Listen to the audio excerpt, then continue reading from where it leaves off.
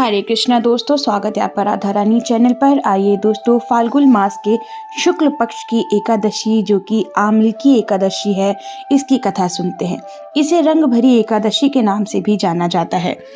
पद्म पुराण के अनुसार पुराण में वर्णित विधि पूर्वक यह व्रत करने से समस्त यज्ञों की अपेक्षा अधिक फल प्राप्त होता है। साथ ही इस दिन आंवले के वृक्ष का भी खास महत्व है और पूजा के साथ साथ आमल की एकादशी व्रत कथा का पाठ भी अवश्य करना चाहिए।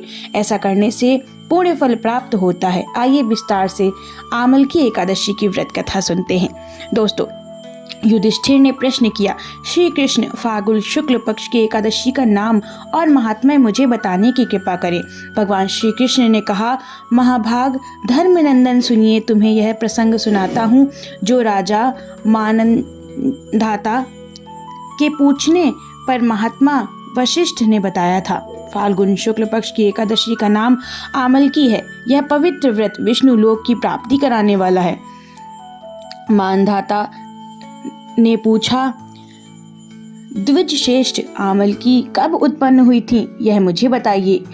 वशिष्ठ जी ने उत्तर दिया, महाभाग सुनो, पृथ्वी पर आमल की कैसे आई ये मैं तुम्हें बताता हूँ। आमल की महान वृक्ष है जो समस्त पापों का नाश करता है। भगवान विष्णु के थूकने पर उनके मुख से चंद्रमा की तरह कांतिमान एक बिंदु प्रकट हुआ। यह बिंदु पृथ्वी पर जाकर गिरा, जिससे आमल की यानी आंवले का महान वृक्ष उत्पन्न हुआ। इसे सभी वृक्षों में आदि भूत माना गया है। तभी समस्त प्रजा की सृष्टि के लिए भगवान ब्रह्मा जी को उत्पन्न किया गया। उनसे इन प्रजाओं की सृष्टि हुई और दानव, देवता, यक्ष, गंधर्व, नाग, राक्षस और निर्मल अंत करने वाले महर्षियों को ब्रह्मा जी ने जन्म दिया। उन्हीं से देवता और ऋषि उस स्थान पर पहुंचे। वहां विष्णु जी का प्रिय आमलकी का वृक्ष था। उसे देखने के बाद देवताओं को बहुत विस्मय हुआ। वह सभी एक दूसरे को देखने लगे। सभी वृक्ष के बारे में विचार करने लगे कि प्लश आदि वृक्ष तो पूर्व कल्प के प्रकार हैं और इनमें हम परिचित हैं, लेकिन इस वृक्ष के बारे में हम नहीं जानते। सभी को चिंतित देखकर आकाशवाणी हुई, महर्षियों, यह सर्वश्रेष्ठ आमलकी का वृक्ष है जो विष्णु जी को बेहद प्रिय है। इसका केवल स्मरण करने से गोदान के फल की प्राप्ति होती है। इसके स्पर्श करने से 2 गुना और फल ग्रहण करने से 3 गुना फल की प्राप्ति होती है। ऐसे में प्रयास करके आमलकी का सेवन अवश्य करना चाहिए। यह सभी पापों का नाश करने वाला वैष्णव वृक्ष माना गया है। इसके मूल में भगवान विष्णु का, ऊपर ब्रह्मा का, स्कंद में परमेश्वर भगवान रुद्र का, शाखाओं में मुनि का, टहनियों में देवता का, पत्तों में बसु का, फूलों में मरु रुद्र का और फलों में सभी प्रजापति का वास होता है। आमलकी को सर्वदेवमयी कहा गया है। ऐसे में विष्णु भक्त पुरुषों के लिए यह परम पूज्य होता है। ऋषि बोले, इन सभी बातों का हमारे सामने विस्तार करने वाले महापुरुष आप कौन हैं? देवता हैं या कोई और? हमें यह बात बताइए। आकाशवाणी हुई कि जो संपूर्ण भूतों के कर्ता और समस्त भुवनों के संनष्टा हैं, जिन्हें विद्वान पुरुष भी बहुत मुश्किल से देख सकते हैं, मैं वही सनातन विष्णु हूँ। भगवान विष्णु की बात सुनकर ब्रह्म कुमार महर्षियों के नेत्र आश्चर्यचकित हो गए और उन्हें बहुत विस्मय हुआ। वे विष्णु जी की स्तुति करने लगे। ऋषि बोले, संपूर्ण भूतों के आत्मभूत आत्मा और परमात्मा को हम नमस्कार करते हैं। अपनी महिमा के सभी च्युत न होने वाले अच्युत को हम नित्य प्रणाम करते हैं। अंतरहित परमेश्वर को हम बारंबार प्रणाम करते हैं। दामोदर, कवि, सर्वज्ञ और यज्ञेश्वर को नमस्कार करते हैं।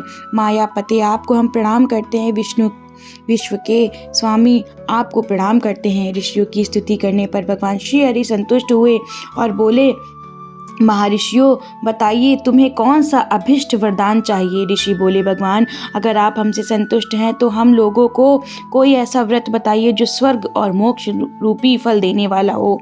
भगवान विष्णु बोले, महर्षियों, फाल्गुन मास के शुक्ल पक्ष में अगर पुष्य नक्षत्र से युक्त द्वादशी हो तो वह महान पुण्य देने वाली होती है और यह बड़े बड़े पापों का नाश करने वाली होती है।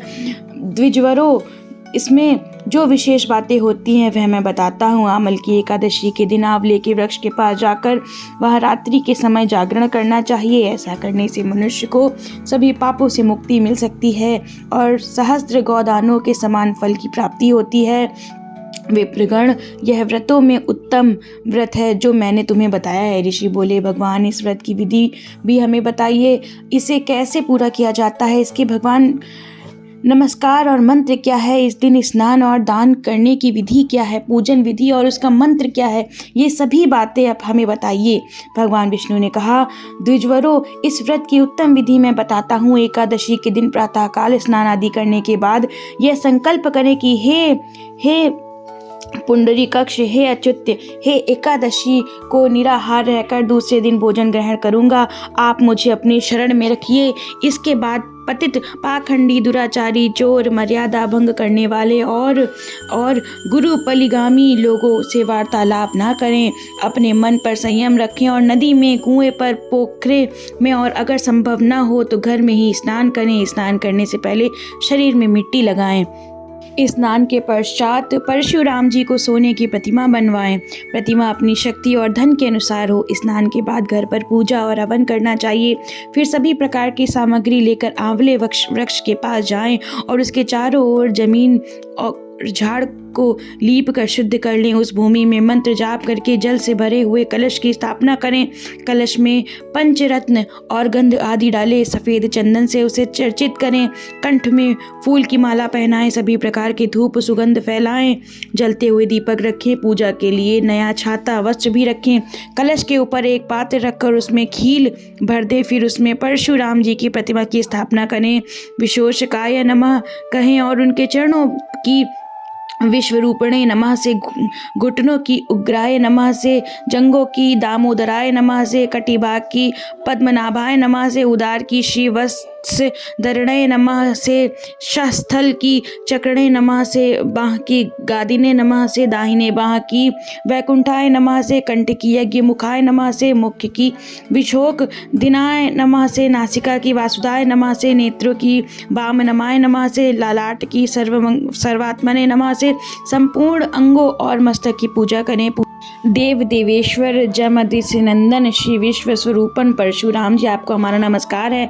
आंवले के साथ दिया गया ये अर्घ ग्रहण करें। इसके बाद जागरण करें।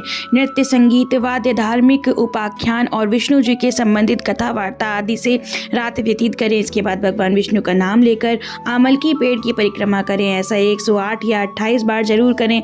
इसके बाद सुबह भगवान विष्णु जी की पूजा आरती करें। पूजा करके सभी सामग्री ब्राह्मण को निवेदन करें। चढ़ाई गई वस्तुएं दान करें और मन में बोलें, श्री परशुराम जी के स्वरूप में भगवान विष्णु जी मुझ पर प्रसन्न हो। इसके बाद आंवले के वृक्ष को स्पर्श करके उसकी प्रदक्षिणा करें। स्नान के बाद विधि पूर्वक ब्राह्मणों को भोजन कराएं। इस व्रत को करने से सभी तीर्थों पर जाने से जो पुण्य मिलता है और सभी प्रकार के दान से जो फल मिलता है वो सभी इस विधि के पालन से सुलभ होता है। समस्त यज्ञों की अपेक्षा अधिक फल मिलता है। यह व्रत सर्वोच्चम है।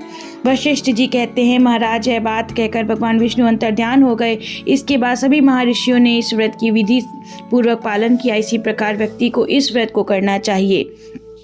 भगवान श्री कृष्ण ने कहा, युधिष्ठिर, यह व्रत मनुष्य को सभी पापों से मुक्त करने वाला है। हरे कृष्णा। दोस्तों, कथा समाप्त हुई। राधे राधे।